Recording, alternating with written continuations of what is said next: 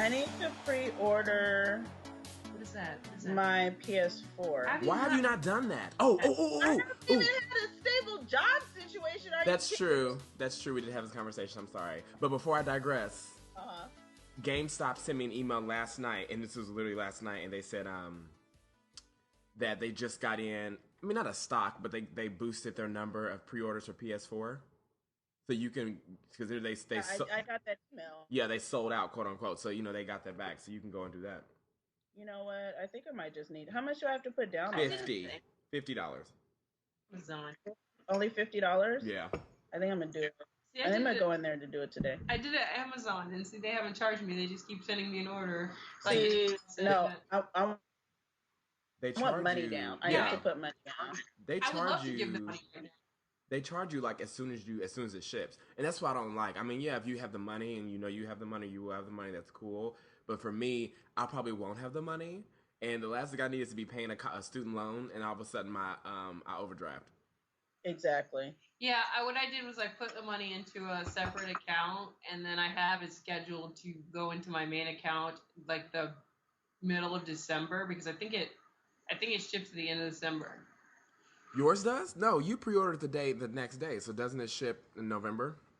Mm-hmm. Isn't it But I think it's Xbox though that is in November. I thought PS3 was December. Remember, Lana, we were talking a few episodes back. I had came across that leak of it was like a German, like GameStop in Germany, but it wasn't GameStop, and they had posters for PS4, and they were advertising the release date is like November 14th.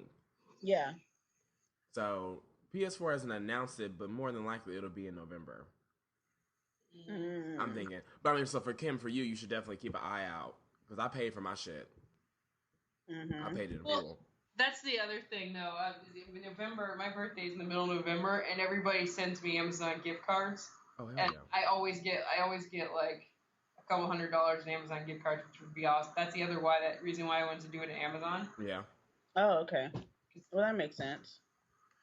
No, that's I'm okay with that. Yeah, if you have the money, I think you should do it. But yeah, I mean, Lana, it's up to you. Whatever you want to do. But I think I'll probably just go the GameStop route, because I'd rather just have the money out of my account and just be paying it. Gone, right? Yeah.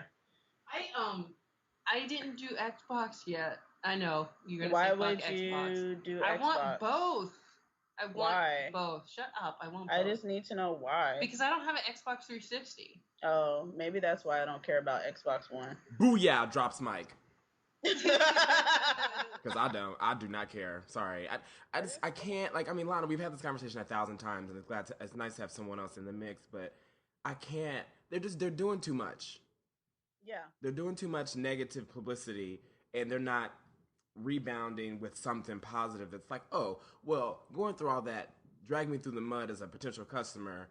It was well worth it because I have all these possible benefits, but there's nothing. I already have a DVR at home. Like, I already have a DVR. And that's the thing. It's like, or cable box, whatever you want to call it. I have the DVR. I have a Wi-Fi connected Blu-ray player that gives me Netflix and gives me everything along with what my Xbox already does. And I have a laptop with the HD cable that I can run HBO Go on. There's nothing that Xbox One can offer me that I don't have already. Right. I don't have an Xbox. That's my thing. I have the original Xbox. That's it. Like the first one? The first big blocky. I gave that one away. Why do you still have that? Because I have my Atari, I have my Sega Genesis, I have my Intellivision, I keep everything. I have my NES. I wish I had my Atari.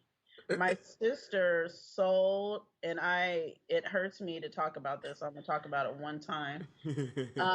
She had Super Nintendo and all the games, and she just decided to sell it for like $25 at a yard sale, and I almost jumped on her back like a spider monkey. Stop it. I was like, are you kidding me? Have you completely lost your mind? I don't think I've ever had an Atari. I've played it, but I've never actually owned one. Yeah, we had two. The 2600, the first one with the wood grain panel, and then we had the 7800 Pro System. I really love when you say with the wood grain panel, because I think of a car. People need to know that's the first one. That's how I knew what you were talking about. If you hadn't seen the wood grain panel, with the numbers I wouldn't have even because known. you know what, the Atari 2600, they came out with more after that, and it was the same size, but it was all black. It was more modern looking. Mm-hmm. The wood grain panel, that was like a specific model. That was the very first one they came out with. Yeah, I see. I can't get past the wood grain panel because I'm thinking of a vehicle. Like I think of a car, like a really nice car. You know, you get the wood grain panel on it. Have you seen it? Have you seen a picture of what it looks like? I'm actually googling it right now. I'll Google it Because I need to know. Which one is it? Atari 2600? Yeah. Excuse me. Atari. Oh yeah, that's the first one that popped up. Yeah. Ooh. Ooh. I mean, I'm looking at the joystick too. Atari, and they call it short Atari Woody. Yeah. And you know what's crazy though? The joystick, it was very stiff, and it was pretty hard to control. It was like one joystick and one button. Yep. I mean, how classic is that? One joystick, one button. That's all you needed for all the games. All you have is, so I'm looking at the system. This is all you have on the system. You have the power button, which is like a switch on off. You have the TV type, color or black and white, on off or up and down. Game select, and then game reset. Those are the only 4 buttons you have, minus, or in addition, you have the joystick plus the button. That's all you have. That's it. And yeah, I'm looking now too. Oh my gosh, this brings back memories. But it makes me think of Drake, started from the bottom. Like, you started with the Atari 2600, then you put like an Xbox 360 or a PS3, or even like next gen consoles next to it, and it's like, look how far nerds have came, like gamers have came. I love this. And the TV type, color, black and white. BW for short. That's how you know. W for short. That's how you know. Game select. Oh, game reset. I love it. Oh my god. That is. I absolutely love it. And I'm looking at this. Oh, here it is. I had this one, the 7800. Atari 7800. That was the second one we got. But our controllers look different than this. Yeah, mine didn't look like that, but the box. That's the box. That's the box. Oh man. Ooh, that looks like a Sega Genesis almost. Or really? A Sega Genesis looks like an Atari. Like just because of the black on silver a little bit. Yeah. Just that color. That's the layout. I'm not necessarily like the buttons or anything, but just the layout of the top. But it's kind of cool because I mean the first one I looked at it and I was like, oh, I really want to cook, like, it reminds me like of a griddle skillet, and I would love to cook like an egg on there on the 2600. And this one is like, oh, it looks like a Sega Genesis and almost like a stainless steel skillet, and I really want to cook something on it. Like these look like kitchen utensils, like kitchen like peripherals, I guess, that I can like cook stuff on. Let's see, we had the Atari 7800 Pro system. Oh, here it is. Okay. So there's a 7800. There's a Pro system. Oh, there it is. Yeah. Okay. This is what we had. The 7800 Pro system was a little bit different. The controllers were different. This is the one that we had because the first one, the 7800, it's definitely a different system. Oh, and it came with these games. I played that Pole Position. I used to love Pole Position. Oh my gosh. Pole Position 2. And look, free 7800 game cartridge. Oh my gosh. Fossils. This is a game called Fossils. Oh, Double Dragon. Yep. Pole Position 2. Yep. Donkey Kong. Yep. You know, I watched the movie The Wizard the other day. Mm-hmm. Did you guys ever seen that with Fred Savage? Yeah, yep. I've seen that. Were you going somewhere with that? No. Well, I thought you were going to go somewhere with that. I was like excited to hear where you were going. No. It's early, man. Oh my gosh. They've got Atari 7800 Pro system with 8 controllers and 46 games for sale on eBay. No, but these are like $150. Like, is it worth it? Well, $79.99. It's $79.99. I mean, I do buy it now it depends on how many. 8 controllers. Well, this one is Atari 7800 Video Game Pro System, 12 games, box connections, and paperwork. What do you need paperwork for? $100. Buy it now. No. Because of the rarity, they've got the games with all the instructs and everything for the games. That's kind of tight. But Lana, look at this one. This one is Atari 7800 Pro System lot with 30 games, controllers, and custom RF hookup. Oh, wait. Here, let me see. And it's for $99. Buy it now. 30 games? Yep. Let me go down and find it. I see the one you're looking at. It's right below the one I'm looking at. Oh, okay. 30 games. I mean, but see, the thing is, I don't want another system. Like, I don't want an additional system because I'm really trying to get back into playing the Vita again more often. And split my time between the Vita and the PS3. So I really don't want an additional system that I probably won't play. Like, if I bought a Wii today, I probably wouldn't play it. There's going to be porting between the Vita, like the current Vita that we both have, and the new Atari PS4, right? Did you say Atari PS4? Yeah, you really did. Oh my god! You see the way it rolled off your tongue? It rolled off your tongue so smoothly. Yeah, the Atari PS4. I can't wait to get it. Just right, like I can't wait to get the Atari PS4. I'm gonna use that. I want that. I want the Atari PS4. Don't worry, I recorded it. Oh my god, I want that. Oh shoot. What you're talking about? The Pro System lot with 30 games, controllers, and custom RF hookup. Nice. Oh my god. I'm just now googling PS4 and PS Vita. So it just came out that the PS4 will be, or the PS Vita, PS4 games must be specifically programmed to use PS Vita as a controller. So whoever the developers are, they have to put in that the Vita can be used as a controller. It's not like you can just grab any game you want and, like I was thinking, I think you were too, Lana, or you just grab almost any game you want and just port it. Like, okay, I'll play it. Yeah, exactly. That's like, what I'm about to leave. Let me just grab it. Yeah. So you're gonna have to totally give me a tutorial, like when I get the PS4 and stuff, because you know how you were telling me you get all these free games and how. Oh yeah, PlayStation Plus. You'll love it. Any idea how to? Because I don't really do the online stuff, but I think because of you've kind of definitely. I know you've kind of definitely influenced me to like sign up online, so I think I'm gonna do that. And you know, you just have to walk me through it. When we'll do a podcast dedicated to, and we'll have Kim back on to talk about, because you know I'm not getting the Xbox and you're not either, Lana. So Kim, you could be our Xbox knowledge transfer. I'm not getting it right away though because I'm getting the PS4 right away. You love it. And then I have to save up for. Was that Scandal? Was that Scandal? Hold on. What about Scandal? Facebook Scandal. Hold on. Stop it. What's the real life Olivia Pope Judy Smith talk with George Stephanopoulos tomorrow on this week? So it's gonna come on. I'm gonna watch that. Oh, I saw her on she was on Oprah. It needs to come back. I'm ready for it. I'm so ready. I am too, because it's all over Tumblr, it's all over Twitter. Because they got back into the studio a week ago. Yeah, I've been following them on Twitter, so that's cool. I'm like, this is so exciting. I'm so happy. Because I think it's October 4th. October 4th is the... October? Yeah, October 4th is the premiere date. I think. It's October something. I believe it's the first week of October. Far away. Why isn't it September? It's so far. Well, it's only... But look, it's already the end. It's almost the end of the year. Seriously. It's August is tomorrow, basically. Just a couple days. I looked at the calendar yesterday or 2 days ago and I was like, it's July 25th, and then I was like, it's July 25th. Like it's the middle. It's the middle of the year. I think this year has flown by, in my opinion.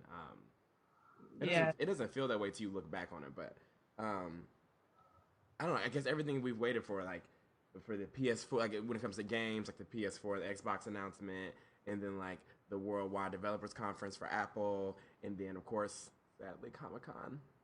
Yeah. Which I'm still depressed. I don't know about you, but I'm still kind of emo about it.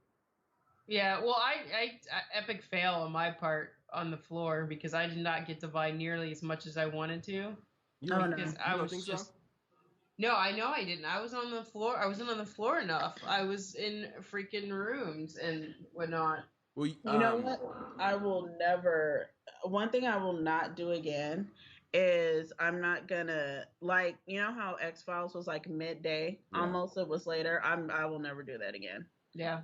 I'm just not. I won't sit through like 3 or 4 panels before. I mean, Solana, you tell me. So Kim, you as well, because I really want to pick your brains about this. So there's no way. So okay, what time was X-Files?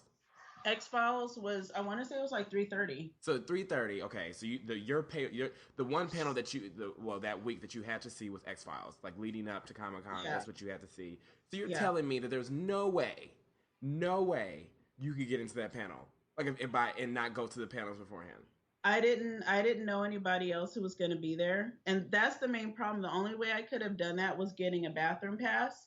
And And it switching. was so, yeah, and switching, but I did not know anybody else that was going to be there. Like, if I had known, somebody leaving before X Files, then yeah, I could have done that. But it was me, Michelle, and Jordan. But see, that's where I think it's BS because I mean, Mhm. it's sad that that's your only option. You know what I'm Yeah, it saying? Like is. that, like okay, hey Comic Con, I only want to see X panel, and that's at 3:30. What could I do to get in? And I feel like CCI will come to you and say, come to you and say, well, it's best that you camp out the night before. So one, the hotel that you're paying for, you can't sleep in, and Right. then the day that you want to spend, if you want to spend a couple hours just on the floor or just hanging out with other people or hanging out with your friends, unless they're in line with you, you can't hang out with them. So the Yeah. only option is to kind of cheat, which I think is remote. Is just so stupid that you have to Uh-huh. cheat and have someone trade bathroom passes with you so you can get to just the one. Let's say if there's just one panel that you want to see, just that Yeah. one panel that you want to see. I think that's complete and utter BS. It's disrespect. I mean, I think it's disrespect from Comic Con's perspective to an attendee. I just think it's not. I don't think it's fair. And yeah, I know life isn't fair, but you pay all this money, whether it's for your hotel, for your flight, for the Hmm. badges, and you have to spend 2 of those 4 days. Or let's focus on one. You have to spend one day camping out just for an hour panel. Yeah, Yep. and you're absolutely right. And lesson learned for me, and especially like for Firefly, it was a little bit different because it was a quality panel. Yeah. And so I don't have regrets about that. And there were so many of us, and it was just such a great time that that's cool. But it's so hit or miss. Like we had Legend of Korra, which I actually picked up over that. The shows before it, were cool enough. We slept. I'm not a Community fan, but there are a lot of fans out there, so I kind of slept through that one. Mm-hmm. I picked up another cool show from it, and the Firefly panel was early enough, and it was awesome. It was a great, great panel. So in that case, sleeping overnight and doing all that stuff was worth it. But you can't be guaranteed that type of experience every time. And that's why it's so hit or miss. It Right. depends on what hall it's in too. I think you can. I think for something that's in the middle of the day for hall H, you don't have. You can walk in like maybe the panel before or whatnot because it holds so many people. And usually in hall H there are big panels that everybody wants to see. So somebody's gonna leave, and there's 6,000. But for ballroom 20, if you need to see a panel in the middle of the day, that's it. You're Yeah, just there. You're because it stuck. just doesn't hold the people. And we're talking about lines that wrap around to the bay. Like for Firefly, the Ballroom 20 line was down to the water.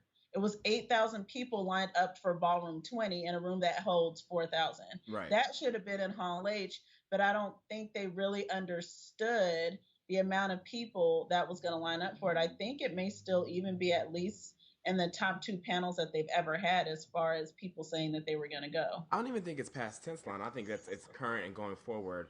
They just Hmm. don't. I think genuinely CCI just doesn't know what to do. I Yeah. think that someone had mentioned, and you correct me if I'm wrong or if they're wrong, but they had mentioned, and I really don't remember who it was, but it was just like a passing conversation how camping out for panels started with Twilight. Yeah, Yes, it you're did. absolutely So that's right. It true. did start with Twilight because in my first year, the big panel to go to was Tron. That's what it was. Everybody was talking about Tron. And so they were like, and I'm thinking, it's my first year. I don't know anything. And so I'm like, okay, I'm going to have to get there early. The Tron panel, I remember, was like 11 o'clock in the morning. Yeah. And me not knowing anything, I'm like, okay, I'm going to go line up at 7. I got to get there early. That should be enough time. And it was fine. And I got in and I got seats for Tron. I got the same seats that I did camping out overnight Yeah. for like The Walking Dead, and I Wow. got the same seats at 7 o'clock in the morning.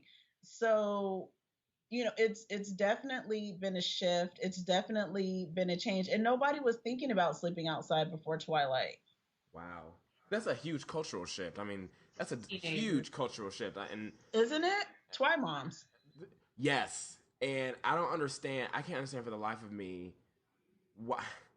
I don't. I wanted to like come next year and no one's camping out. I would love to. Oh my gosh, It's like I love it and I hate it. Camping out is fun because if you're with all your friends and stuff, it's just fun, just Yeah. to be with everybody. But on the other hand, those hotels are not cheap. I missed that buffet breakfast. And I know Embassy Suites has a bomb buffet breakfast. Well, I mean, one morning we chose to go out to eat, so that's on me. But It was the I, bomb. It was the yeah, bomb. I'm not gonna lie. It is, and I'm glad I had the experience at least to stay at Energy Suites before. But, I know they have a good breakfast. So I don't know. I may, unless there's something super hardcore, I may just take Thursday of next year. Hmm. I can't, of course, predict that, but I might just take Thursday this year and do what Kim did and just really, really ask myself if there's something that I absolutely have to see this panel, Right. Yeah, but and I might just take that time to just be on the floor and go explore. But again, not knowing what the schedule is going to be a year out, I can't say that for certain, but it's really something that I'm thinking about. okay, I took the day, but I didn't get to see anything because I had to wait in line for my T-shirt, even though it was pre-ordered. I had to wait in line for Mattel, even though it was It's pre-ordered. pre-ordered. So it's like I spend most of the day in line, regardless. I mean, I got to see Felicia Day, and that was it. Yeah, even the experience of going to Geek and Sundry. I mean, even that's something different. So, every year my con experience has been different than the previous year. So next year I'm just actually did more big panels this year than I've ever done. Right. And so next year I'm looking for another change. And again, I can say that now, not knowing at all What the what the panels panels are. are gonna be. Because I know if they do Avengers and Star Trek, yeah, I'll be camping out for that. I will Like, to too. me, that's a no brainer, and that's gonna, and we know for sure, Yep. because of the way Comic Con does things, that will most likely be on a Saturday. Guess where I'm gonna be Friday night? I'm gonna be in line camping out. It's true, and especially after being a witness, like a third party, after what happened this past Saturday. Yeah, was it this past Saturday? I guess it was. I don't even know what day it is. Isn't it last week was past Saturday? That is insane. Oh my god. It felt like it was 3 weeks ago. But after like sitting there at breakfast, wherever we were Sunday at breakfast and hearing all you guys talk about Marvel, and I'm just like, that sounds so cool. Like, and we were flying home, and I remember saying like, I want to go to there next year. I want to go to there. Like, that is a fact. Because we had talked about camping out, and I know I didn't camp out this year, but next year I have to. Like, at least for Marvel. Or At least for that, yeah, because the big panels are going to be on Saturday. And it was fun. It was so many of us in line, but I think next time I want to be more prepared. I want to get us all donuts for our friends. We were all hungry. There was nothing to eat, Right. and just be a little bit more prepared. And see, if you came into our hotel room when Sean and Jason, because they got there Tuesday, and I walk into the hotel and there's just this smorgasbord of peanut butter, bread, fruit, water, Gatorade, snacks, like all these things that you would need, and like kind of healthy too, for like camping on overnight or just being on the floor for the entire day. And it was perfect. It was, as every day I would just throw stuff in my bag, like snacks and whatever, and just eat them like on the floor. Because last year I remember going to what is it? I can see the logo, but in the hall where they have like the bar, the food, and like that express something Wave Express, yeah, that blue and green color. Yeah. I can see it. It has the word express in it. And I remember getting like nachos and being like $7. Right, and getting it's like a not cup. good. It's Yeah, nasty. it's not Like good. Natasha hooked it up the first day that we were there when we were standing in line, to get our badges and stuff. She actually went shopping and she got us some snacks and things like that. Yeah. And so it was so cute. One day she made me a peanut butter and jelly sandwich. Isn't she the best? Where is she? She's the best. I was like, oh, you're so sweet. Thank you. I was in a hurry. She was like, I'm making you a sandwich. I'm going as fast as I can. I'm making you I'm something like, to eat. Natasha, you're so sweet. You're the best. Oh, where is she? She's gonna listen to this podcast and be like, they love me. I know. It was just so nice. I was touched. Oh my goodness. And yeah, and just, she went and she bought like some stuff and she got us some salads. And it was so cool that she was willing and able to just do all that. So she had a really laid back, because I couldn't find her. Like, I never talked to her. Shouldn't say never, but I hardly talked to her during that week, and I was truly worried about her. So I called her and I was like, "Are you okay?" And she's like, "Yeah, I'm fine." And I was like, "Okay, do you need anything?" She's like, "No, I'm good." And then I ran into her at Nerd HQ. Like, she just walked in, and I was like, "Hey," and she's like, what did I do? I had to run somewhere. Oh, I had to run back to Kid Robot. And so I was literally about to leave when she was coming in. And I was like, what are you doing? She's like, oh, I just came here just to hang out. I'm like, you by yourself? She's like, yeah. I'm like, oh. Well, Yeah, because I didn't really see I didn't ran really into her see on the her. floor. Hmm? I ran into her on the floor once, and I was like, "Hey, I what know you. are you doing?" I know you. Yeah, no, she definitely had a Agenda. yeah, she She had. did. She was definitely more, and she really needs to be there talking with us about this. But she was definitely focused very much on signings and things like that. Yeah, she And some was. people choose Comic Con for that experience. It's a great opportunity to get signings, and she has this really, Mm-hmm. really great Firefly picture, and she's been collecting signatures next their autographs next to each character or next to each actor, Right.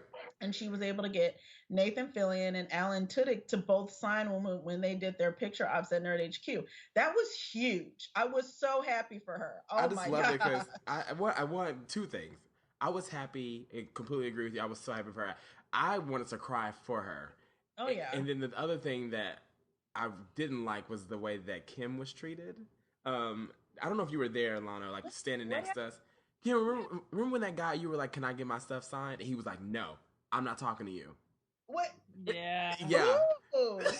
I guess Natasha had asked the one of the guys to get a thing signed. So I was like, and then she told me, he's like, I think he's gonna let us get our thing signed after they're done with the picture. So I was waiting, but the guy was like, no, it was just you. I talked to her about one thing. It's just you. And I was like, well, I mean, yeah, Oh. it was rude the way he said it, but I It mean, I was was because he didn't look at Kim. He was looking at Natasha, and he was like, "It's just you." And so he interrupted Kim, but looked at Natasha, and then he kept saying, like every time Natasha would try to speak, he would say, "But it's just you, right? It's just you, not your friends. It's just you, right? It's just you, Oh, right?" oh my god. And I'm just standing there like, "Are you serious?" Oh my So gosh. when he walked away, I was like, Natasha was like, "Kim, I'm sorry," and I looked at Kim. I'm like, "This is bull." Like, I'm like, "Are you serious?" Are you Oh my like goodness. I was pretty PO'd like for you. And you handled it very well, but I'm thinking there's no way he would one not look at me while he's talking about me, and two have like an attitude about it. Like Kim, you were not you. This is how Kim approached. She was like, "Hi, can I get mine signed too?" That's all she said. Yeah, That was it. low key. Low key, nice, calm. If I was you, Kim, I would just walk up because he left. He walked Natasha up there, said that she had to get her. I don't want to call it a poster.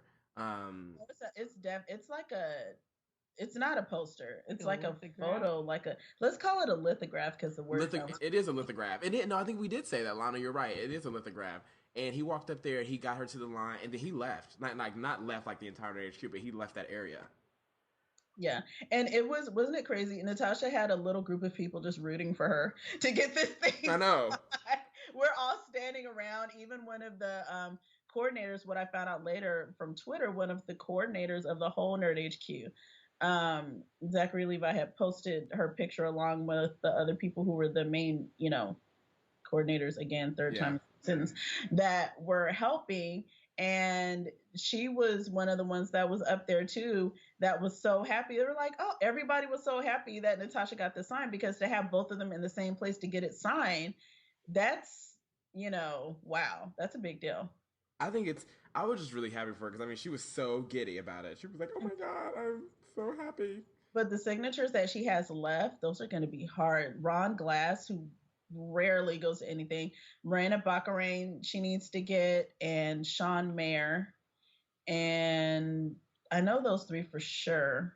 I think the cool thing is that I think this is and I encourage a lot of like Comic Coners or like attendees to do this is like set a goal Yeah. this is like the perfect example. Like Natasha has this lithograph of all this awesome looking picture of all the Firefly cast members, and she's going around to different conventions and getting their signatures. Like that's a really cool goal for you to like branch out and Yes. try to go to other conventions and really just. It could be a form of networking, like for us, Lana, but also for just have like a goal, like A goal, yeah. here's a reason for me to go to these different conventions, not just say I went, but I went and I accomplished this. Like I believe Natasha will get the pictures or the all the signatures, and yeah, it'll take some time, but I think it's just something that she can look forward to at every convention. Like not only is she looking at the convention itself, but she's looking at the attendees. She's looking at the signing. She's looking at the panels. Of course, she's looking at who's going to be there because that's really vital to her and completing her goal. I think it's really cool. Yeah. And just so everybody knows, Natasha is Natty Willie. She was on episode 8. That's who we're talking about. Yes. So if you listen to episode 8, then you know, like, this is the person of whom we speak, of which we speak. Which we speak. Because we're just like Natasha, Natasha, Natasha. So I want people to have a frame of reference. That's true. That's very true. And I'm actually tweeting right now the picture. Oh, cool! Yay! And it just sent. Because first it was saying it wouldn't send. Whatever. So right. It just so that's on Twitter for you guys to look at. Wow. I mean, so okay. Oh, I just got it. Nice. Oh, yay! So I'll be doing that throughout because we have a lot of stuff that we didn't talk about last week, and so as we were talking, I'm just going to just tweet all this stuff out because it needs to be tweeted out. So I guess what else about the panels? I know we said we were talking more about the panel, especially Saturday. I was talking to someone about this yesterday, but I wasn't in the panel like Lana and Kim were. So for Saturday, all I know about is I saw a video of Loki walk out, and he was like, "Bow down." That mess. Kneel, and I died. Insane. It was probably one of the best, most funniest, craziest things I've ever seen. So Hiddleston, his name is Tom Hiddleston, correct? Yeah, something like that. He comes out and full Loki, I'm going to call it cosplay just because they meant, he comes out in his full Loki cosplay. Well, before that, the entire auditorium goes black, which is scary in and of itself because you're got 6,000 plus people in there. So it goes black and then you just hear this voice. And it was some lines from the movie. I can't quote what exactly it was. Kim, do you remember? I don't. It was just him saying some stuff from the movie, and then there was lights flashing, like it was kind of like thunder or whatever. And then he stopped, and all of a sudden there was a spotlight on the stage, and there he was, and everybody went crazy. 6,000 people went crazy. I know. And he broke out into his speech, and it's so funny because he was trying not to laugh sometimes, but it was really cool. Yeah. And so there was that. He came, and then he's just like, everybody kneel, and people were just screaming and yelling. We were like chanting Loki and stuff, and it was so funny. He was trying really hard to stay in character, but you can see that he giggled a little bit. It was hysterical. It was funny. I think that's so cool. Now, was the entire cast? So about Avengers 2, like, was the cast out there? Like, I saw the I think you took a picture of it, Lana, of the logo. There was just the logo. Joss Whedon came out. He said that the sequel to Avengers was Avengers 2: Rise of Ultron, and they showed like a little stinger trailer.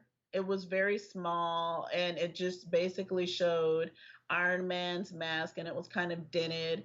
And, there was a voice saying, they're not even together anymore. They're split up. They can't work as a team, like little tags like that. Yeah. And then it just says Avengers 2: Rise of Ultron. And then, of course, we just went crazy. And then, but that was it. But there's they haven't even started shooting yet. I don't think they have. Yeah, so there was really nothing to show, but Joss comes out and we all go crazy anyway. So that's true. And I heard his panel at Nerd HQ was amazing. I heard it's Joss Whedon. I mean, I know. I'm gonna have to watch that. I'm gonna have to watch the Nerd HQ panels. I saw him last year for his Dark Horse panel. Mm-hmm. He's just so good. He is. He's good. I regret that I didn't see him this year, but he's really good just by himself. You know what? I don't want to get off topic, but I did watch the on demand for the Nerd HQ with him. I was about to ask you about that. So because I saw a tweet from the Nerd Machine or Nerd HQ talking about Conversations for a Cause. So you can watch them on demand. Like, where can you watch them? It basically, if you go to there's like a little thing that you download for your computer, and then it has the list of panels. Okay.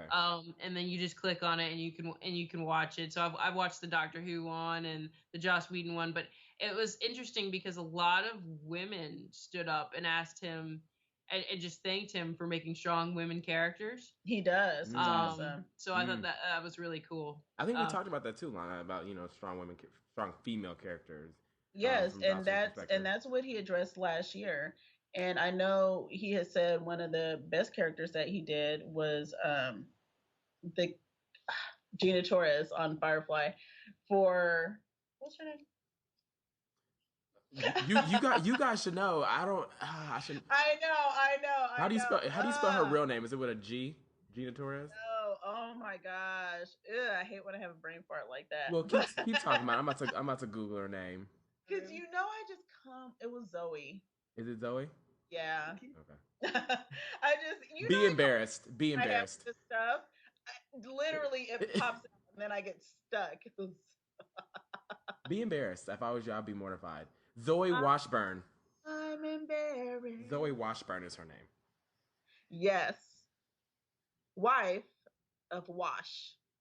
Wash. What? Wife of Wash. Wife of Wash? Yeah. Who was that? The pilot. The pilot. Oh, okay. Oh, Alan Tudyk. But no, I didn't know what you... Are you talking about Alan Tudyk's character, right? Yeah, see? Okay. No, because you said wife of Wash. I was like, wife of Wash. Like, I thought that was like a code or something. Like, look, people, we're still recovering. Leave us alone. And also, it's very early. Like, I mean, as you guys know, so now that I'm back home in the Midwest, Indiana, you know, Lana and Kim are still they live in California, so it's a 3-hour difference. So while we're recording, it's 3 hours back for them. So it's the afternoon for me. It's still the morning for them. So I don't apologize at all for anything that happened here. So you know what I want to hear about though? I want to hear about Agents of S.H.I.E.L.D. because Kim actually went to that panel on Friday. Yes. The parts that you didn't sleep through, Kim. No. You fell asleep? Okay, you guys, everybody has to understand that I slept outside in line to see this, and I'm a very light sleeper. So by the time I got in there in the middle of the day, Agents of S.H.I.E.L.D., I was fighting. I was struggling to stay awake, but I did catch most of the pilot, which was awesome. It's directed by Joss Whedon. Yay! They had the entire cast there, and they showed the entire first episode, and it was spectacular. So it was good? Yes, it was. It's coming out September 24th. Yes. That's when it starts ABC, to air, right? on ABC, yes. Oh, it has a chance of staying on the air then. Which is crazy to me because it was directed by Joss Whedon, and I'm like, is he directing every single episode? And how does he do that when he's got to make, like, the Avengers? It's Marvel owns him. Disney owns his life. What I've learned, I never watched Lost. Well, I did watch the first season of Lost, and I'm starting to watch it again. But what I've learned is, you know, Lost is a J.J. Abrams show. Mm-hmm. And I think, you know, so it was created by J.J. Abrams and written by J.J. Abrams. What I've learned by listening to other podcasts that had him, like, guest featured on is that he didn't write every episode. Like, he's going out and directing movies, he's doing all these other things. He was very, like, high level. It was like being, like, a VP of a company. And you have people under you that do, like, the writing for you. Like, you may write the pilot or you may write, like, a couple episodes a season. But so it's like Joss Whedon, he's the creator of Agents of S.H.I.E.L.D., he's the writer of S.H.I.E.L.D., but he's not going to be writing the episodes. Yeah, but he directed the pilot, so I was just wondering, because it said directed by Joss Whedon, so I was wondering if is he directing all of them? Because how would that? I don't think so. I don't think so. No, I doubt that. I mean, I'm sure he's going to have his hands in it. If anything, for continuity between the Avengers and what's going on the television series, which is really kind of innovative. I love that they're even doing that. But my question is this. This is a real question. Is Ultimate Nick Fury coming? Is he going to be on the show? Oh, you know what? He or Samuel Jackson. What he basically said was there is going to be some carryover from the movies to the TV show, but people are very busy. The main stars are very busy, so how much of that he's not sure. And then there'll be introduction of other Marvel characters because the universe is huge. Right. But they will have some crossover there. But he wouldn't name any specific people. Because I think he's probably they took forever and a day to get why can't I think of his name? I have to say Robert De Niro. What's his name that plays Tony Stark? Why can't I think of his name? Robert Downey Jr. Robert De Niro. It took forever and a day to get Robert Downey Jr. to re-sign or settle negotiations for any more Iron Man movies. So I'm sure for him to be like, for them to say, hey, can you do a cameo in Agents of S.H.I.E.L.D., he's probably like, no. It's like trying to get Oprah to do a show. Like, no. Like, I'm way too busy. But it'd be cool. I think it's a great idea. And I think to maintain that continuity and reality, it would only make sense if you're going to do Marvel movies and then you're going to do an Agents of S.H.I.E.L.D., and S.H.I.E.L.D. technically owns the Avengers. It would only make sense that they would make cameos every now and then. Right. And we saw Agent Coulson, spoiler alert, die in Avengers 2, although I assume everybody has seen Avengers 2 that's listening. 1. I'm sorry, in Avengers because 1. Avengers 2. Yeah, Avengers 2. Ooh, I'm getting ahead of myself. Written. And also, side note, Avengers is on Netflix Instant. So if you have not seen the Avengers, you should probably even be listening to us. Yes. Did you just get out of jail, or have you been living in the wilderness? I don't understand. Boo, I say. If you have not watched the Avengers, do not listen to us anymore. No, I'm just How about if you haven't watched it more than one? I mean, who hasn't seen it? I watched it yesterday. I freaking love. I mean, oh my gosh. This is my opinion. I'm sorry, Kim. I don't mean to cut you off. Okay. This is my true opinion about the Avengers, and we can keep talking about Agents of S.H.I.E.L.D. and Avengers 2. But I think from all the movies I have seen, Avengers is the best adaptation of any type of comic book to a movie ever. If not one of the best action movies I've ever seen. Oh yeah, I can agree with at least the action movies part, and honestly the adaptation, because remember I haven't read it yet. I got the Avengers Assemble. Yeah. Just because I love the movie so much, and me just getting into the Marvel universe, I have to start somewhere.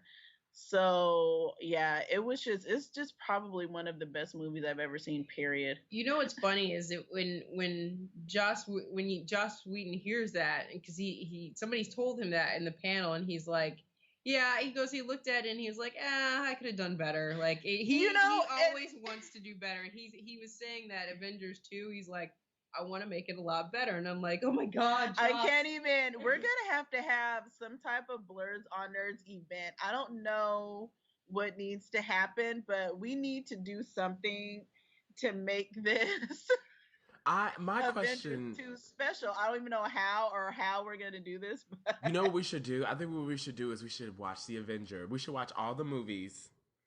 So including all the Hulks. Sadly or not sad, depending on how you view it. Some people, I liked Edward Norton's version of so did I love that version. Although I really do love Mark Ruffalo as the Hulk. I think he is the best one. I mean, he was really fitting for this role.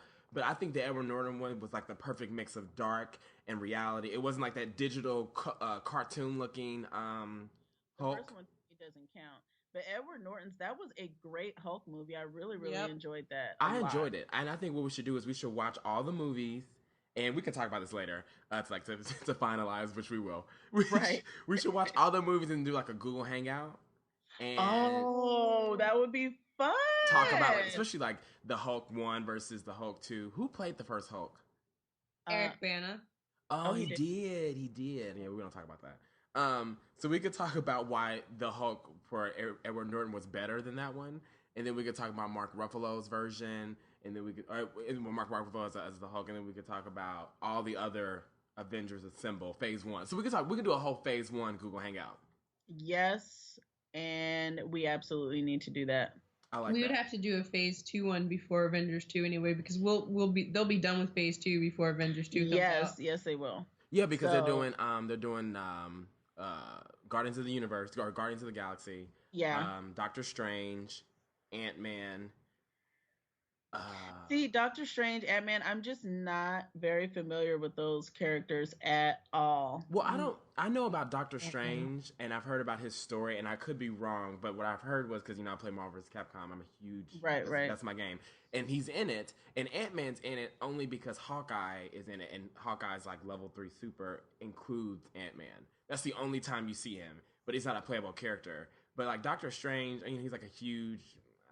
he's a good guy, but he has glowing hands and a lot of spells. And what I heard was that his hands got cut off, at the wrist. So that's why his hands glow, because they're magic hands. they're not like his actual hands anymore. It's something weird like that. But then Ant Man and Hawkeye go hand in hand. Like Oh, really? they're like best friends. So I'm assuming that if there's an Ant Man movie, well, there is an Ant Man movie. I'm assuming that Hawkeye's character will be in that movie in some form or fashion. Mm-hmm. But that's all. But that's all I really know. I mean, I don't know why they picked Doctor Strange over anyone else. I don't know why, but Yeah.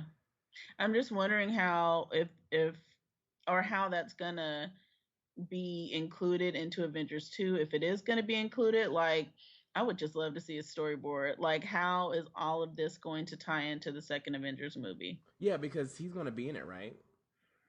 That I don't know. See, I'm not it's I don't know. Like I don't know if these new movies are going to tie in. I know Guardians of the Galaxy is going to have some type of tie-in, but as far as Doctor Strange and Ant-Man, Still in pre-production, so yeah. I don't know if they're even done writing it. I think he might have made some comment in his panel at Nerd HQ that they're still writing. So we just don't know. And plus he wouldn't say anything anyway. Yeah. Disney's got that down on lock and key. Well, and I'm wondering if also if Spider-Man is going to have a role to play. Yeah, because of what Thanos. Yeah, because I know we had talked about this weeks ago, Lana, but because I know from my little knowledge of the Marvel Universe, comic book wise, when Thanos comes into play, he kills every Avenger with the gauntlet, the Infinity Gauntlet. And Spider-Man is the one that saves everyone and defeats Thanos. So it is a possibility then that when Andrew Garfield on the Spider-Man 2 panel, they asked him if he's going to be entering into the Avengers universe. I'm paraphrasing because I wasn't at that panel. Yeah. And, or they asked him what's next for Spider-Man 2. And he says, assemble. That's like huge. People have been talking about just that one little word that he said. I know I've been thinking about it and wondering if, in fact, Spider-Man can make an appearance in Avengers 2, which would have me in a puddle on the floor. Oh, and just to backtrack a little bit, Doctor Strange, Stephen Strange, he's a brilliant but egotistical neurosurgeon who only cares about wealth from his career. How fitting. And however, a car accident damages his hands and shatters all his bones in his hands. Oh. And so he searches the world trying to find a cure, like back alley, like finding all these procedures that are just not working. And he ends up going to the Himalayas to find this hermit called the Ancient One who wouldn't help him, but then he ends up helping him and like teaching him the ways of the mystic arts. And that's how he uses magic to restore his hands, and that's how he becomes a figure in the Marvel universe. So he has a good story, kind of like Bruce Wayne mixed with Tony Stark ish. But I mean, his story seems interesting. But no, like just to go back to Thanos, I'm glad they're doing Ultron, but I'm assuming I don't know because I want them to do Thanos in that's the third one. I feel like they should, but like you said, Lana, like they would have to bring in Spider-Man in some form or fashion, and then also what I would really love to see is the Civil War era of Marvel. Oh my gosh, that awesome. Could be amazing. That's like phase 3 or 4. I don't know if they. Yes. Oh my good. I mean, I just because that's a really big story. That's a big deal. I don't want to think about it because it makes me want to cry because I don't think we'll see it. And because with Fox Studios owning, X-Men or having control of that franchise, there'd have to be a lot of collaboration between those two studios just to even get that to happen. That's true. And I mean, it could happen. I would just be like, throwing my money at this project. Like, what do we need to do to get this off the ground? I have 20 on it. Who has some money? We could pitch in. I mean, I can give you like $20, $25. Right. 30, it's like $30.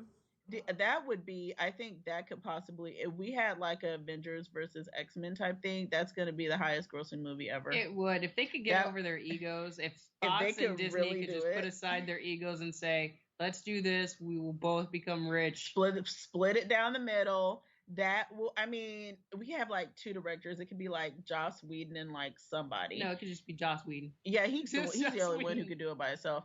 And honestly, that's going to be the highest grossing movie of all time. Oh, That's it going to. definitely will be. But I mean, and then we have to think about the actor egos. I mean, we have the cast of the Avengers plus the X-Men cast. Yeah. I Yeah. would die.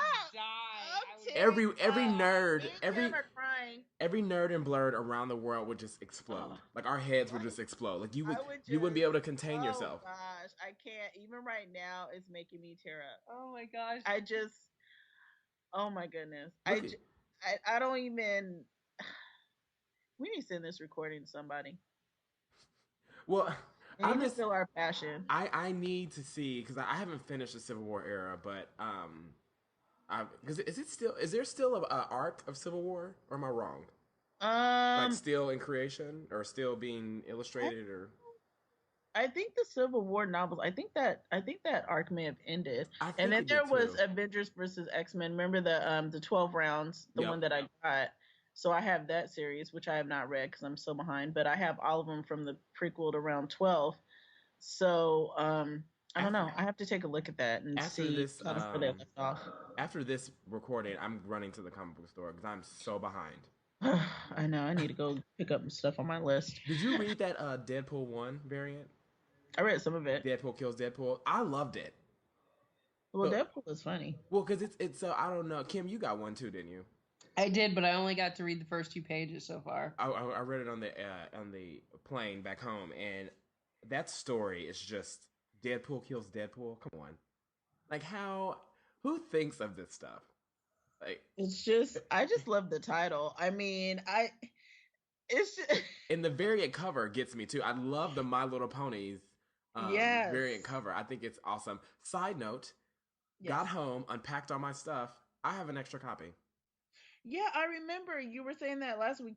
They accidentally gave you like 2 copies or something. So if anyone needs one, let me know. Tweet us. It's like yeah, right. or should I sell it? Should we sell it? Oh, we should put it into the Blerds on Nerds Foundation. Yes, thank you. So we're selling a number 1 issue variant, Deadpool, My Little Pony, Deadpool kills Deadpool, and that money will go to the Blerds on Nerds activity fund that Kim manages. Kim. And yeah. We assign her new duties, and we don't necessarily tell her ahead of time. We don't. It's just kind of like right now she's finding out about this. And we put it on the podcast so it's written in stone. So you can't say you didn't know about it. You know, this is Kim. This is your new responsibility. So what are we're gonna put this on eBay or we're gonna have a tweeting contest hashtag? Kim, you tell us. What do we do? Oh dear. We're gonna talk about that offline. But no, so back to Agents of Shield. Kim, what? Mm-hmm. So Clark Gregg, the guy that plays, I don't know his name. Colston. Did they say? And you don't. I guess it's a spoiler, so don't say. I guess, but so they explain why he's alive. You know what? Without trying to spoil anything, the first episode, they bring it up, but it's not something that is solved. You just get the feeling that you haven't been told everything, and he hasn't been told everything. And that's all that you get from the first episode. So I think something weird went on there, and you'll find out over the course of the series, but it's not going to be explained in the pilot. I feel like this is going to be something that is going to be like the first season's arc. So you have the new Agents of S.H.I.E.L.D. coming together, and then you also have the mystery of Coulson. Like, is he human? Like, how did he come back to life? Did they go back in time? What exactly happened? I'm excited to see it. Actually, I was not that excited to see it before Comic-Con. Like, I was like, okay, cool, a show. No, I'm excited. Now I'm really excited. And also the cool thing is I'm looking at the ratings. So, of course, press was there during the screening of the Agents of S.H.I.E.L.D. Pre-screen that you were at, Kim. And they gave it an average of 8.5 out of 10. Oh. And yeah. It was really very well received. And it also was honored with the Critics' Choice Television Award for the most exciting new series.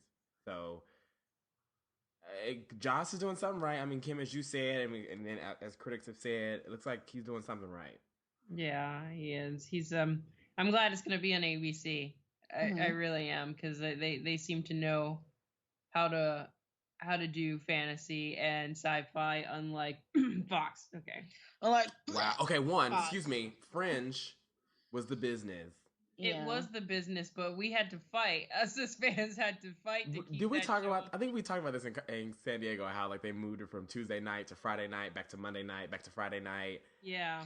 Friday night is almost like their sci-fi night because what did they now with X-Files? X-Files I believe started on a Friday It night and then did. moved to Sundays. Did it move to So, Sundays? yeah. Wow. But I'm bitter about so much. I'm bitter about Firefly. I'm bitter about um Terra Nova. I don't understand how you can make a series and not plan for how much it's going to Oh cost, my and then Okay, get god. hold on, people hold on. hooked on Was it it? Was and it? then cancel it. Kim, were you there? I feel like you're pulling these thoughts out of Lana and I's mind because wasn't it just me and you, Lana, that were talking about this like a We week were and a half talking ago? about this. Yeah, because they spent so much money and they had like they were averaging around 10 million views a week. And I saw the pilot at Comic-Con last year and I was so excited. I said, "Oh my gosh, I love this show. It's awesome." The crowd reaction was amazing. Everybody was so excited. We watched it when it came on. It had the viewership. We knew it was expensive. They knew it was expensive, so they pull it because it costs too much. It was a great show. Fired all of them. They Well, so suck. I didn't know that it was a Steven Spielberg show. That's cool. But I also, and I'm just looking, just reading up on the show that it was pitched to other networks, but no network has picked it up. It's so expensive. Yeah. It's just expensive. I mean, and it's not, you can't skimp on the cost or else it's just going to look cheesy and stupid. But it looked really great and that cost money. But here's my thing, and I think this is the conversation that this is like a continuation of the conversation that you and I had, Lana, Mm-hmm. last week. Is that that's not an excuse? Like, why would you make it so expensive? Like, you look at prime example, sci-fi. Sci-fi had Sanctuary, which was on a green screen most of the time. You had Eureka, which was in a made-up town, but a lot of stuff was green screen. You know, they had Primeval, which was green screen. I mean, all these shows that have done in their arc or their time there, Warehouse 13, in their Mm-hmm. arc on sci-fi, they have done so well, but they have been massively produced on a green screen. Yeah. And yeah, we know the graphics aren't the best. We know the graphics aren't all that. Torture was another example too. Doctor Who, Mm-hmm. even though it's BBC, but Doctor Who as well. You know, they're all made on green screens or on a budget, a much lower budget than one episode of Terra Nova. So clearly, Yeah. Sci-Fi has a project plan that or a budget plan, business model that works for them. So why isn't Fox taking note? I think Terra Nova was an interesting show, but yeah, like you guys, I just didn't have a chance to even like it. Yeah. I didn't even have It a was chance to like it or even after not like it. we got a series, we got a season finale, and then later on found out that it was gone, that it Right. wasn't coming back. And it was like, wait, but I don't understand that. I don't understand how you put a show into production. You have to have some sort of business plan. I don't understand how it was not planned out. Like, I don't understand how you can go that much over budget when you're a big studio and you do this for a living. Like, it blows my mind. Well, yeah. I'm reading this little thing, this little statement, and it says about Terra Nova, and it says the main reason the show got canceled was that it was just so expensive to make, as we mentioned. It would have needed it would have needed. This is where I get confused. It would have needed super huge ratings to be profitable, and it didn't clear that bar. What does that mean? I know What do they profits. want? 15, 20 million viewers? I mean, what are they looking for? Right. What does that mean? I mean, okay, I know like okay, Big Bang Theory averages, which I'm still very surprised and I don't understand this. Averages 18 million viewers a week. Did someone just scoff? Yeah. I need you to repeat that stat again in case the people didn't hear. I cannot believe it. This is a true stat. Look it up. It is Big Bang Theory on a new episode night averages 18 million viewers a week. 18 million. Whoa. A week. I cannot believe, and I have tried to give that show a chance. I actually have watched the entire series forcibly, but I just don't see how it pulls that many viewers.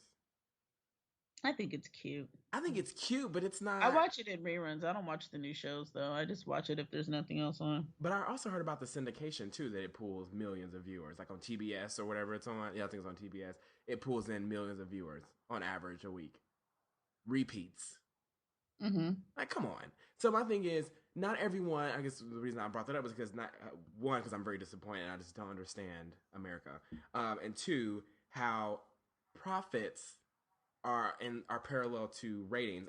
I mean, I guess that makes sense, but I guess I mean, I'm not in TV. Like, Kim, do you know? I don't really understand how ratings generate profit. Is that because more commercials, more marketing companies want to be on during that segment?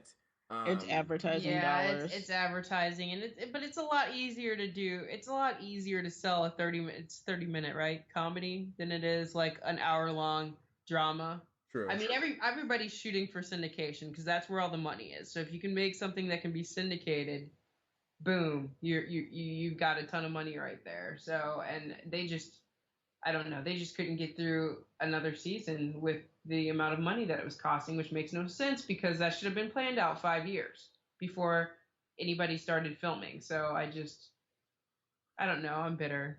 Can you tell? Yeah.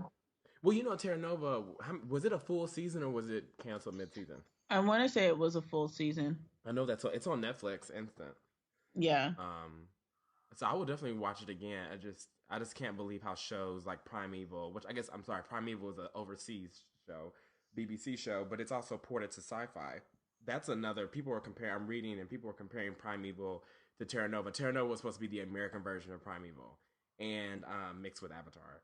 And people are saying that, or what I'm reading is that Primeval was as expensive, but clearly BBC/Sci-Fi is doing something right because it lasted for 4 seasons.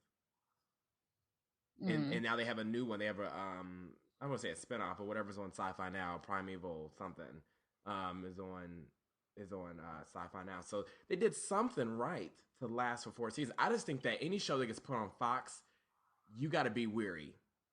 Yeah.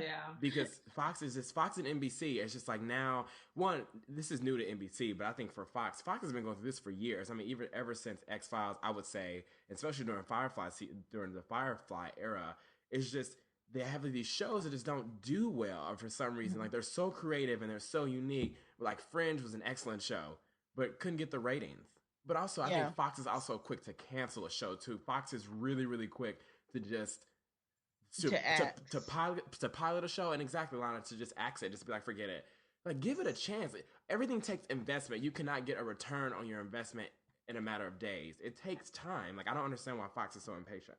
Sarah Connor Chronicles, still bitter about that one too. That was a good show. That was a really good show. It was. Well, Fox, you know what? You can just never mind. I mean, they have these good shows, but I bet money if you brought Terra Nova. If you brought Fringe to Sci-Fi, it would still be on. If you brought Terra Nova, I would say if Sci-Fi didn't have a show like Primeval and they picked up Terra Nova, it would still be on. Firefly would have been on, at least, it may not have been on right at this moment, but it would have been on longer. I think Sci-Fi knows what they're doing because it's their market. Their market is science fiction. Market. Yeah, it's a niche market, and they cater to us, and they don't have to have 10 million viewers per show. Mm-hmm. That's, because their budget is different. It's a cable network. They can do what they want. That's true. And I think I remember when I was really into Eureka, and when they would do all these hiatuses with Eureka, I was like, what the hell is going on with this show?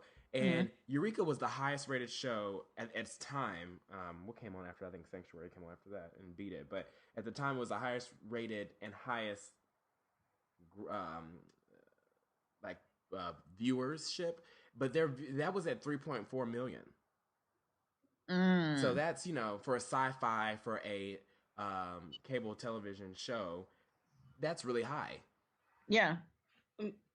Well, speaking of Fox, I mean, if we focus on something that they did well, we can talk about that panel. Because that panel, So let's talk about that. Bringing it back to Saturday with the Fox panel, they kind of killed it. They destroyed it. I'm sorry, that was my number one panel on Saturday. It was outstanding. I mean, we're talking about the entire cast of X-Men. X-Men Days of Future Past. Yes, old and new. Just to have everybody from X-Men First Class and everybody from the first X-Men movies, except for the ones who had died, together say on it like that. Died off screen. Died I off. don't want to talk about it. Except for those, just together on the same stage. And the way they did it was cute because they started off with Wolverine, which I still need to go see this weekend. Yes. Yeah, they started off with the Wolverine panel. Hugh Jackman came out with his wonderfulness, Mm-hmm. and just talked about the movie. And I was kind of like, I was gonna, of course, I'm gonna go see Wolverine, but I was just kind of like, I'm gonna see it, blah blah blah, whatever. But now I'm a little bit more excited to see it because I've seen more of the movie, and he talked about that and showed us an extended trailer. And then, it was kind of like, oh, I'm going to go, but wait, I think we have something else. You know how they do. Yeah. And the director, yeah. Is that Bryan Singer? I think it was Bryan Singer. Yeah, he came out. So we went crazy because we know who he is. If you're in Nerdland, you know who it is. Yes. So Bryan Singer comes out. We're like, wow! And so we know something's about to happen. Right. And then he's like, I need a cheat sheet because I'm going to forget people's names. And so we knew the entire we lost it. We were, I want to say we were standing up before people even started coming out. Wow. I know. I mean, Jean-Luc Picard. I know. Patrick Stewart and Ian McKellen sitting together next to each other on stage. I was done. We have Captain Picard and we have Magneto. No, we have Captain Picard and Gandalf and Magneto and Locutus of Borg and Professor X all on the same screen together. They're on the same stage. And then Jennifer Lawrence, who had just done the Catching Fire panel, she did that on Saturday, which was awesome. And she's coming out. Halle Berry's coming out. Was Rebecca Romijn came out? No. Oh, did she come? Oh. No, she. Fassbender came out. Oh, of course. Yeah. And McAvoy. Yeah, he came James out. McAvoy came out. The guy who's playing Quicksilver, I don't know what his name is because he's new, but he came out. The kid that's playing Beast. Gosh, why? It's like the whole cast, and I can't even remember. It was like 15 people. It was a ton of people. And then of course Hugh Jackman's out there. So they're all Anna Paquin. She came out. She's reprising her role as Rogue. Yeah. And so the cast is amazing, and they just all are out there on the stage. How long do we scream for? And the kid from no, he's not a kid from The Following. What's his name? Ashmore. Is it Ashmore? Yeah, that's he's in The Following. He plays Iceman. Oh, he was yeah.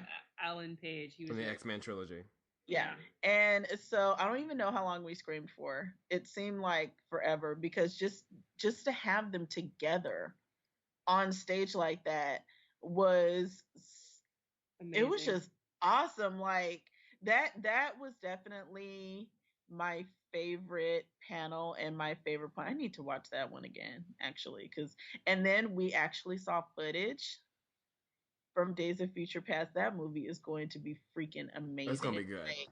It's just the storyline and the way they have it. Like basically, the storyline is Professor X, the older version, played by Patrick Stewart, sends Logan, aka Wolverine, back in time to talk to the young Professor X, played by James McAvoy, and I guess to dissuade him from making certain decisions that affect the X-Men in the future. That's kind of what I gleaned. But oh my gosh, we saw the footage twice. Halle Berry's rocking, her faux hawk. Yes. And I was just like, yes. Which, side note, is going to be a possible cosplay next year. We're thinking about it. Yeah. I'm really excited because I really want to go as Black Panther so bad. I know. Oh my gosh, we need to do that. I really want to. I don't know if we wanted to make it publicized. I apologize, Lano, but it's a possibility because we saw these two. This is a quick side note. We saw this. I don't know if they were a couple, but they were two good friends, and they went as three variants of the guy that did Black Panther was consistent. But the woman that played Storm, she went as three versions. She did the traditional Storm with the wings. She did the punk rock Storm, and then the other Storm she did was, I can't remember. It was like kind of the same, but not really. Yeah, and we'll see if I can get my body together in a year. We'll chronicle it, Oh and yes. because I'm not gonna look a hot mess with that storm suit on, and then be that girl on YouTube who's wearing something she shouldn't have wore. Anyways, Best and worst dressed. right? Lord. So I'm sorry, but yeah. So that was. I mean, seeing those pictures that you were posting, Lana, I just couldn't believe I that was mean, just awesome. because I had no idea that that was gonna happen. I mean, we knew Hugh Jackman was gonna come, but all of them, that was a surprise. That's why we were just insane. We were completely insane. And side note, I'm looking because I'm like, I want to see that trailer. The entire Days of Future Past panel is up on YouTube. 40 minutes of it. Oh, good, My gosh, good. Peter Dinklage. We forgot about him. Oh, Yeah, that was yes. crazy. He's Oh the my first one to walk out. gosh. Who is this? Peter Dinklage from Game of Thrones. He came out and oh my, oh that And panel. Oh god. Everybody went crazy when we all lost it. Wait a minute. What is he in? he's an X-Men. Is he? Yeah. What did he play? They didn't show. They actually said his name and I forget what it is. Hold on, I'm gonna look it up right now. They went through everybody. It was like 14 people. But yeah, so Keys and then I mean, oh my gosh. That was the highlight for me. I want. Can we go back in time so I can go, please? Oh No, my it was gosh. It was it was like that day was probably one of the best days I've ever had in a panel. yeah, I know it was for me definitely. Uh, With the Sorry. exception of like I mean the I always compare everything to Firefly. The emotion of Firefly was different because it was like a deep-seated teary-eyed emotion. mhm. But as far as excitement goes, I felt like I was at a concert. I have never screamed so much for a non-musical. I mean, just the insanity of that day. He plays Trask. Who was that? I'm not familiar. I'm not familiar with that either, but that's his name. He plays Trask, and I don't know. I saw a picture. I remember seeing like a cartoon version of the person that he's gonna play. How do you spell But it? Trask. Oh, I don't know what that is. I Oh, don't either. Bolivar Trask. He's the Yes. guy that isn't he the guy that does the Sentinel Initiative and he like goes after the X-Men? Oh yeah, yes, Good. that is him. He's the creator of the Sentinels. Oh, that's right. Oh, and also they had Omar Sy, I think Sy. Bishop, the guy who's gonna play Bishop. He was on the panel too. Oh Yeah. yes. Yes, they're gonna have Bishop. Oh, this movie. Yes. Oh my gosh, I can't Because wait for this movie to come can I out. just say I'm slightly proud of myself for knowing he's a Marvel character, but for not knowing like a non-mutant character. Because when you said Trask, I was like, Trask. That sounds so familiar. Yeah. So yeah, he's gonna be playing a villain. He's gonna be playing the guy that sends the Sentinels to capture the mutants. Oh my gosh. Oh, I'm so excited. But here's where I'm a little because as we're talking, I'm like Googling like pictures and I'm coming across this really cool post that I'm gonna tweet out. It's like X-Men, or you guys should try to Google it too. It's X-Men Days of Future Past, and it's like a poster of Logan, and he's like cut in the middle, and it's like Logan of today versus Logan of like yesteryear, and then they do it for Magneto, and it's like Fassbender and what's his name, Ian McKellen, like split in half. It's kind of cool how they do it. But my thing is, here's where I got a little not turned off, Lana, but just like side eye is when you said that Professor X sends Logan to the past. So does that mean that Logan is the main character of this movie? I don't think so, honestly. I hope not. I think it's gonna be pretty equal because there's too many people to not use them. Okay. So he's gonna have definitely a prominent role, but I don't think we're gonna have another Wolverine movie. Okay. What kind of got me is they show in the trailer, and then of course their older versions, and Logan had gray hair, but I thought he didn't really age. Well, this one, yeah, because the poster I'm looking at, it has the Logan that we've seen in the other movies, like with the jacket, with the 3 stripes on it, like military jacket. How he looked in Wolverine Origins. Mm-hmm. How he looks in that movie, and then so they have it split, or in that half of him, the other half of him has like he has gray hair. He has like scars on his face. He has scars on his hands. But that Logan is the Logan that I'm familiar with because he had gray hair in some cartoons in the past. Like he had, like at the front, like his hair was not great, but like the front, like how they have him looking in this picture, the size of his like where his temples are, like that part is gray. That part is familiar to me. See, I thought he didn't age. Yeah, that kind of threw me off a little bit when some of his temple hair was gray. So I don't know. That Unless was it's something that we see in the Wolverine movie that right. Yeah, spoiler Because we alert. don't yeah, because we don't really know. we don't know. We haven't seen it. But Well, another panel, because we can go on about X-Men all day, Uh-huh. literally. Another panel that, oh my gosh, ugh, Godzilla. Oh, Godzilla. Yeah. Legendary Pictures. Oh my, you know what? Okay, so last year they showed a little stinger trailer for Godzilla. It wasn't even trailer, it was like a minute and 30. And all we saw was like the tail and everything. And then the screen goes black. And then we hear the, very special. If you know anything about Godzilla, he has a very unique kind of scream that he does. And so everything goes black and you just hear that scream and we just go nuts in there. We go crazy. So this year, finally, after all the production and stuff. I think did they just wrap shooting, or I want to say it's almost done, or they've got like 2 more weeks, but it's super super close to being completely finished. I think it is done. It's just it's Is it all done? all the acting is done, but that movie's very digital, so it'll Yeah. be a while before it's like It's done. next year. Yeah, it's next like year. May. Yeah, we're not going to see it till next year, but they had enough to show us like a really good trailer. Okay, first of all, Bryan Cranston is in it. That I didn't know that. Me either. And he came out on stage and I was like, yes, Bryan Cranston. And if you guys don't know, then he is the star of AMC's wonderful, awesome series Breaking Bad. Yep. So, but he's in it, and Breaking Bad has really made his movie career. But so they show this trailer, and at first they don't even show Godzilla. They show another monster, and it almost reminds me of Mothra, but it's not a moth. It's just some kind of other weird looking Cloverfield type creature. Yeah, it looks like an insect, and you saw it compared to Godzilla's foot, and it's not that big, but it's big for us, for humans. But yeah, there was another monster, and I was like, wow, I didn't see that coming. Yeah. So you see this, insect looking thing, and you see our military trying to destroy it, trying to defend us and things like that. And then all of a sudden you see this giant foot, and this is not your mama's Godzilla. Okay. This is not what it is. We're talking about full on scaly, mean looking, non-cheesy Godzilla. It is awesome. And it's just a step. He steps towards this monster and he just lets out that scream. And we lost it. We were losing it all day, honestly. Right? You were kind of hoarse on Sunday. Yeah, because with all the screaming that we all did on Saturday. Right?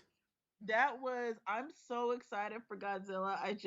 Oh my gosh, I need to watch it with a crowd of my peers so we can scream together. I want to do it, but can we watch Cloverfield first and then watch Godzilla? That movie gave me a headache. Oh my gosh, I'm getting dizzy thinking about it. Yeah. I gotta tell you guys out there, my sister doesn't get excited about a lot of things. No, she kept talking about that Godzilla trailer. Yeah, and that's not even her type of movie, and she really wants to see it. So this Godzilla, oh my gosh, I'm gonna have to do big screen. I might have to make the trek out to LA for this one. I might have to go to the rave. I might have to fly out to LA to meet you to see it. I know, because I need my floor to ceiling screen on this one. I need everything for this. It's gonna be outstanding. Okay, plan. Going to LA. We have so many. Kim, I don't want to hear how you bought the tickets 2 weeks ahead of time. I'm gonna buy the tickets like a month ahead. You get 3 tickets. You get 3 tickets.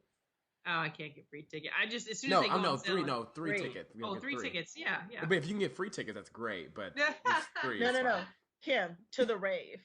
What rave? We're going to the bridge. The bridge. What you mean? What about the dome? At the Howard Hughes Center. What about the dome? The ArcLight, the dome. Famous people go there. Yeah, whatever. We'll work it out. Anyways, we have until next year to figure this out. That's true. True. Well, let's see. What else do we have to talk about? Is there anything else you want to talk about? Well, let's see. So after Godzilla was the Catching Fire panel for all those that are like, and it looked cool. I mean, if you read the second book, you know what the second book. I read all the books, and it looks pretty good.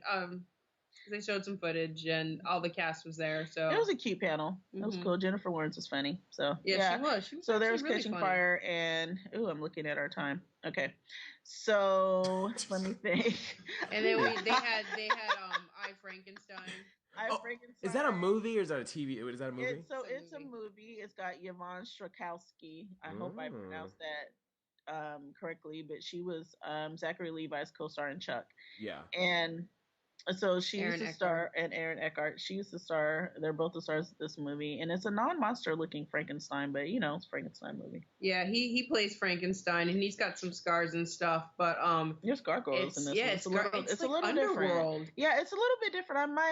I don't know. I might peep this one. Well, I love Underworld, so I would definitely see it. Just maybe do a matinee.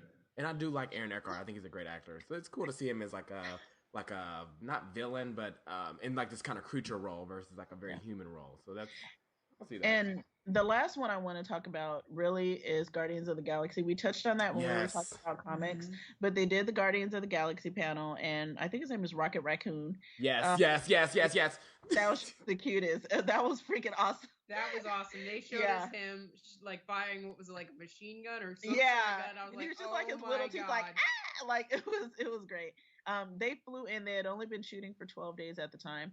And Zoe Saldana is playing the green chick. I'm not familiar with Guardians of the Galaxy, so I can't tell you what I don't know anything about Guardians. I really can't tell you either. Only reason I know, the only reason I knew about the Guardians of the Galaxy was because Rocket Raccoon is a playable character in Marvel vs. Capcom, and I just thought he has a really snarky attitude. Kind of egotistical for a raccoon. I mean, like, because he's a guardian, so he's a savior. Like, he saves people. Very arrogant. I just like he's really just overall just like a badass, like all the time. Yeah. And for like a raccoon, I mean, he's just really cool. So I just like his character, and that's when I heard about the Guardians of the Galaxy, and I looked more into it. But I don't know anything about like their story or like their arc or anything like that. But it does make me really interested to get into it. But like you said, Lana, we have to catch up to our own comics that we're reading right now before we branch out into other comics. And the trailer looked really good anyway. I did buy a couple of the Guardian of the Galaxy, so I'm going to start reading that because it looks really interesting. But the entire cast was there. Chris Pratt was there. I believe he was, he's on, what show is he on? He's on that show with Dagnabbit. Well, anyway, he plays Star-Lord. Karen Parks Gillian and Rex. was there. Parks and Rex. Yeah, Parks and Rex. Oh, okay. Karen Gillian was there, Nebula, and she's bald for that. So she actually shaved her head. She shaved her head for real. Oh, really? Yeah. Benicio del Toro was there. He's a collector. Lee Pace was there, which I'm kind of excited about. That's another show that I love that got canceled because of the writer's strike, but I won't go into it. Pushing Daisies. Love you, Lee Pace. Pushing Daisies was so good. Right. It really was. And I'm so upset, but that's okay. Zoe Saldana's in it. Yeah, she was there too, and so was what's his face, the wrestler Bautista. Bautista, yeah. So I like Bautista because he was so humble and happy to even be there. Mm-hmm. And he talked about a little bit about his casting process and how many times he auditioned and how hard he fought for this role. And they said that he's really doing a phenomenal job and how he feels so blessed to act with all of these great actors because he's just learning from them. Right. This is like his first major movie role and stuff. So I don't know. I kind of like him. That was cool. Mm-hmm. Oh, okay. So I'm interested to see that movie. Well, of course, any Marvel movie that comes out, all of us will see them. Yeah. That's probably just going to happen. I mean, I think we can say that with confidence. Even like because they all tie together, like Doctor Strange and Ant-Man. We're going to go see all of them. Yeah. Because they all come together, they all tie and Marvel's doing it very well. Like they're tying all these movies together. So I'm just really interested to see what Phase 2 is going to be about, and especially with Marvel, and then of course with Fox and all the movies they're doing. Theaters are going to have my money. Basically. I might as well just get a job at a movie theater as a side project. Well, before we wrap, I want to get personal real quick and talk about. I want to get you guys' experience because we all met some people that we really, really admire. And Matt, I would love for you to go first because I know you were very excited about this. Can you tell us what was your best, nerd celebrity or just person that you really, really admire that you got to meet and spend some time with over? ennui. I'm sorry, I was quiet because I was grabbing napkins as I patted my eyes. I was right, because I'm kind of Yeah. tearing up on this.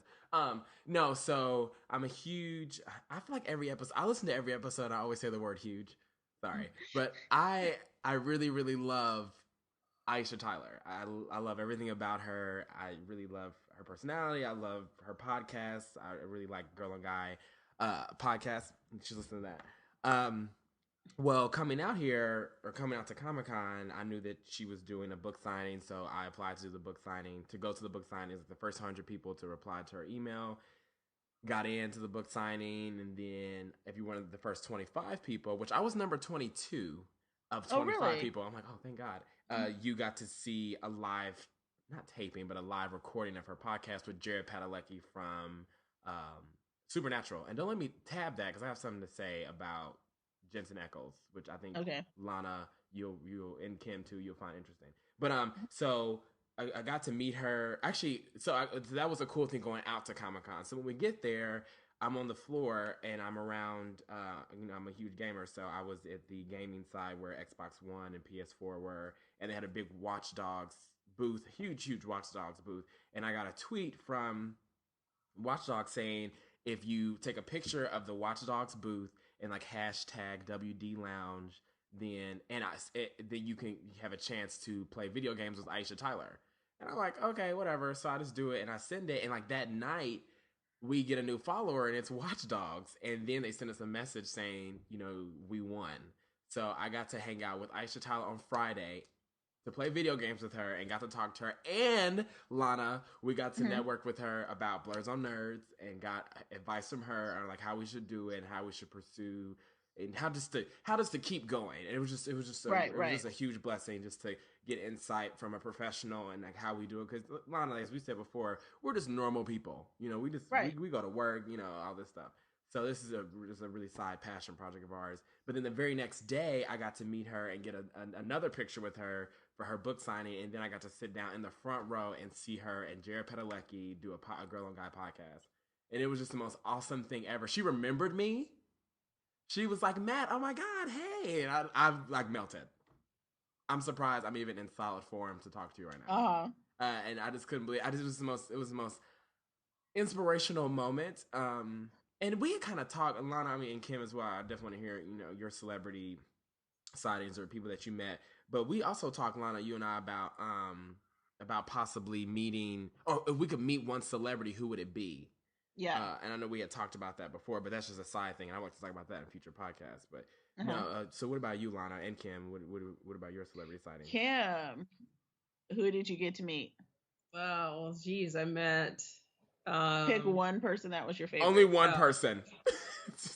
I will just go with Felicia Day since she remembered me because I was floored. I'm a big Felicia Day fan. I was a big fan of the Guild, and I had the comic books that she wrote, two of the first issues, different variant covers that I wanted her to sign. And I had everything worked out. I'm going to go up there and say, hey, I love your comic book because I was a big fan of the Guild. Can you sign this? And she completely stopped. Like, before I could get a word out, she's like, hey, we've met before. And I was like, what? Mind blown right there. So that was pretty cool. I met her at Jolton Joe's and talked to her for a minute and had her sign some of my stuff and whatnot. But I thought it was really interesting that she remembered me from like a year ago at a Kamikaze. I'm sure she meets tons of people a year. She goes to a lot of cons, so that is great. Yay. Lana, what about you? Okay, so my only so anticlimactic, yeah. Right. Okay. That's awesome. My only goal really was to get a picture with Nathan Fillion. That was like, it's so funny. I've never had a real desire to have like a conversation with him. I mean, it would be nice, but I just mostly think he's cute and I just want a picture with him.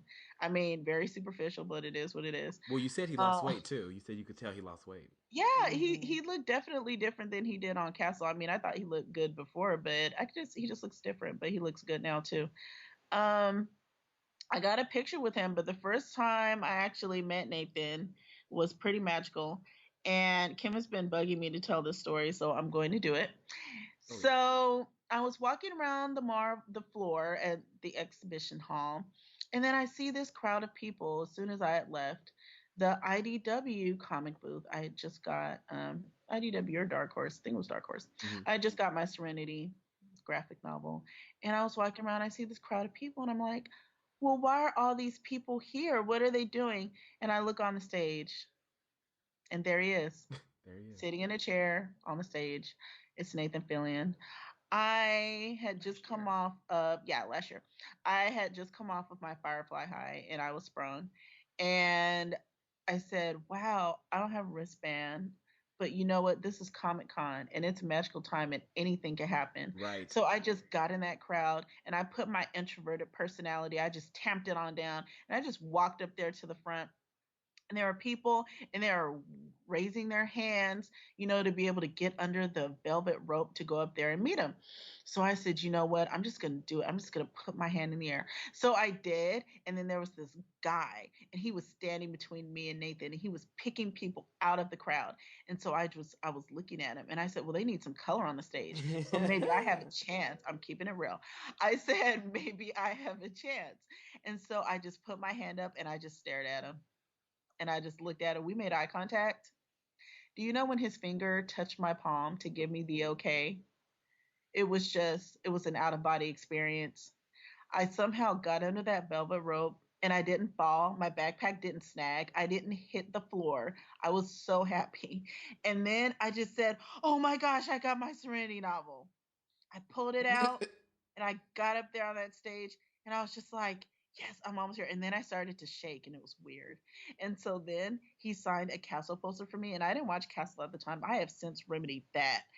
And I was just like, can you sign this for me? And he was like, sure. And then I shook his hand. And then I was like, thank you so much. And he was just so nice and he smiled at me. And then I walked away and I may have said something really inane and stupid like I love you or something like that. But by then I was just running off the stage and I had my stuff in my hand and I was running around the floor because I didn't know where to go. And then I found a nice wall to lean against. So you and Jimmy David were the same people. You remember his hand was shaking? And I was like, why is your hand shaking? He's like, because Nathan Fillion remembered me. And I'm like, please stop shaking your hand. And he was like, I can't. And I was like, I'm about to backhand you. And he was like, please, just give me a minute. Please. So so here's the thing. And this is the lesson for people that go to Comic-Con, or that want to go to Comic-Con, that go to Comic-Con or that want to go to Comic-Con or go to any convention. You make your own destiny there. I mean, that's the best way to say it. Like, there's a lot of times where you run into celebrities, like literally like on the street. We were walking outside of Old Spaghetti Factory and a vet, Nicole Brown from Community, was walking by me. And I literally was like, she was like, hi. And and people were all talking to her. And Sean was like, oh my God, she tried to get a picture with her. And I was like, oh my God, a vet. And I just put my hand around her. And I know this is not, I don't promote this because it was kind of rude of me. Actually, it was rude of me. But I just put my hand around her and was like, cheese. And she smiled and she was nice. And I was like, thank you so much. I was like, I hope you have a great Comic-Con. She was like, thank you, you too. And she kept walking. But it was just cool. Like, celebrities are just walking the streets of Gaslamp, just having a good time. And like, I ran into Norma Reedus last year. I mean, you can just run to all these people if you want to. You just have to really believe that you will. And just, be ready. Be ready. Try to make it happen. Yeah, side note, at the Wolverine panel, Hugh Jackman said he walked down the street of Gaslamp in like a Wolverine outfit and nobody noticed him. Yeah. Nobody. I know that Justin Timberlake and his friend, even though this is a little bit more secretive, they walked around last year at Comic-Con in Bert and Ernie costumes. And no one knew it was them, but it's just like they wanted to go out and they just didn't want to like be bothered by people, so they just went in costumes. And no one, obviously no one said anything. They said people did get pictures with them, but they didn't know they were Justin Timberlake. Or it was Justin Timberlake. They just like, oh, I love your Bert and Ernie costumes.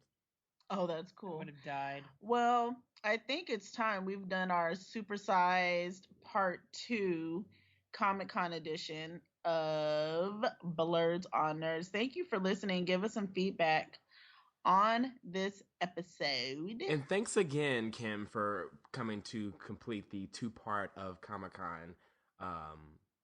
Especially because, I mean, just getting your insight as to what happened. Drive. Yeah, you have to drive and everything, whatever. She drove down here. So I appreciate it. I know it's early for you ladies, so as always, Thank you for listening. Continue to follow us and blow us up as we blow you guys up on Twitter at Blerd Nerd. Also, like us on Facebook. Kim has been doing an excellent job with our Facebook. Thank you so much. Clap, clap, clap. And of course, spread the nerd, and we'll talk to you on the next one, all right? All right, peace. Bye, guys.